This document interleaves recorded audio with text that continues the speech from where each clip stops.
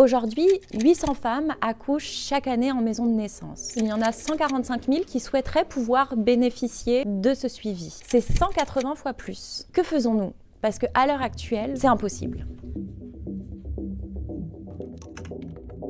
Ici, on accouche de façon complètement physiologique. Ça veut dire qu'il ne va pas y avoir d'intervention médicale. Il n'y aura une prise en charge de la douleur non médicamenteuse, c'est-à-dire pas de péridurale. Et ce qui est très important, c'est ce qu'on appelle le one-to-one. La sage-femme qui vous a suivi tout au long de la grossesse sera présente le jour du travail, du début à l'après-accouchement, et n'aura pas d'autres patientes en prise en charge. Il y a vraiment cette notion de présence, de soutien et de confiance, parce que les couples connaissent bien la personne qui les accompagne et cette personne se rendra complètement disponible le jour de l'accouchement.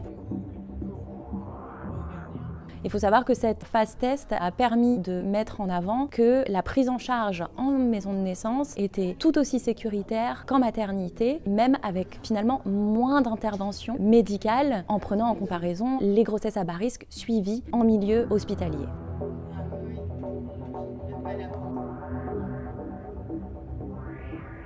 Peut-être que le premier déblocage, c'est le fait que le président Macron n'ait pas clairement affiché sa position favorable à l'émanence de ce modèle de maison de naissance en France. De ce fait-là, le ministère de la Santé n'a pas fait de ce sujet une de ses priorités, ce qui a un impact aussi au niveau local, au niveau des ARS, qui sont vraiment un socle pour pouvoir porter ces nouveaux projets, qui sont une aide indispensable.